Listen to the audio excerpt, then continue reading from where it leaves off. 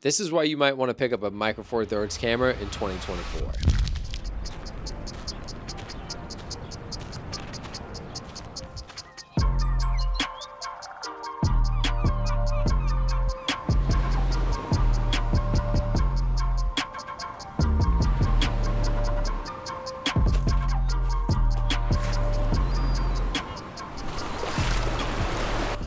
What is up, guys? I'm Tyler Casey. I am actually at the coast right now because back home it is 104 degrees, and my wife and my baby, we decided we got to get away for just a couple days to get away from that heat.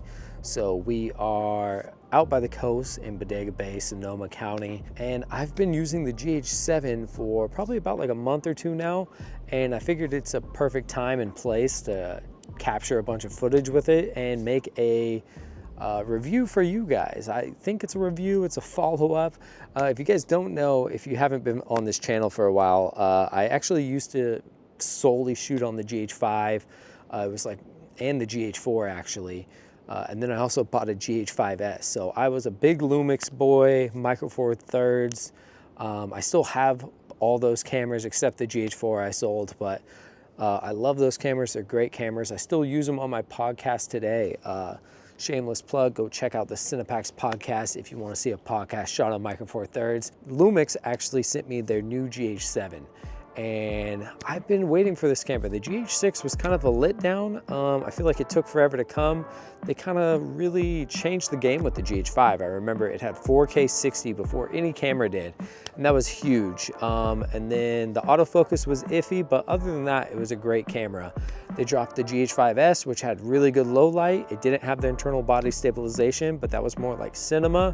And I love that camera too. The colors out of that camera are great.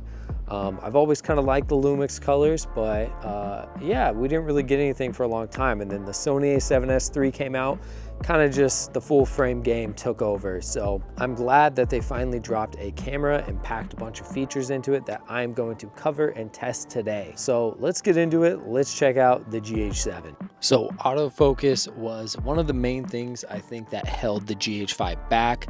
I remember when I was shooting music videos, the autofocus was decent, but a lot of the time I was shooting on manual focus, or I would just have to redo my shot multiple times with the GH5. I remember seeing everyone else who was Sony shooters at the time, they would just run up to their subject with a Ronin and it would just lock on. So I feel like Lumix has been far behind, at least on their Micro Four Thirds cameras, with the autofocus, but now it's finally good. Hopefully this shot right now is in focus, but I did some tests with the autofocus and I think it is pretty solid.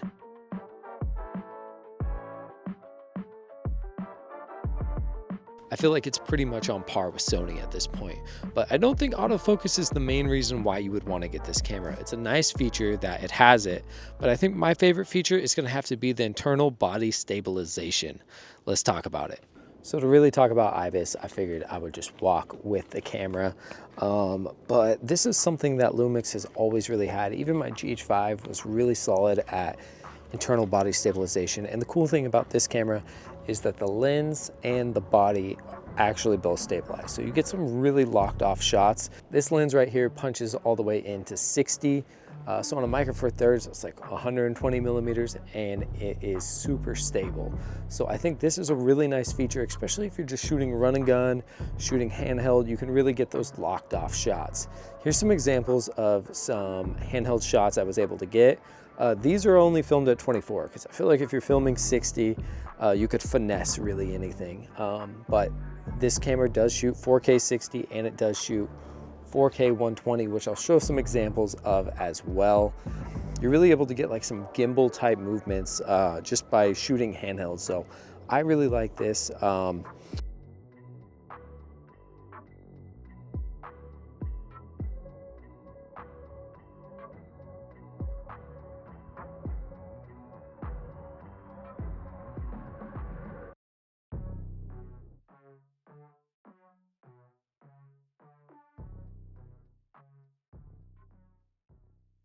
So I'm back home now and I wanted to talk about my favorite feature with this camera. And this is really why I would still pick up a Micro Four Thirds camera in 2024. And that is because it films open gate.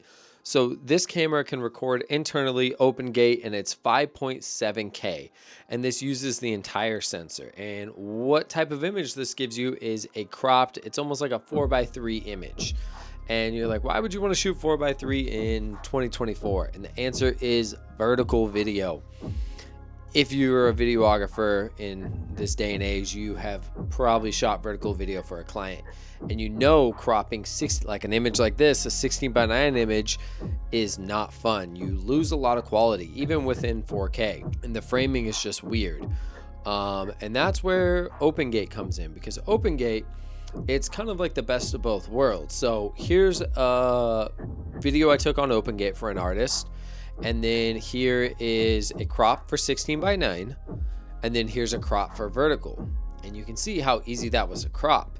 If I did that in 16:9, it would not have been that smooth, and I would have lost a lot of quality. This camera records in 5.8K, so I'm really not losing much quality. It's still probably even a little bit higher than 4K, which is really nice. And I think this is a really good camera if you want to start out doing music videos or just offering some type of value for artists. I film a lot of visualizers for artists, and I feel like this is a really common thing.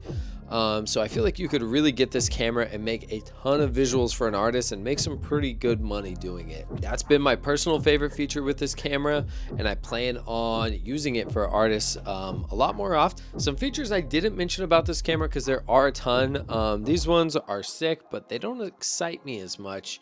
If you get some fancy adapter on top, you can do 32-bit audio, which is really. Secondly, it does ProRes RAW internal, which is cool if you have CFast cards. And you can also get, for like $200, you could get REC log.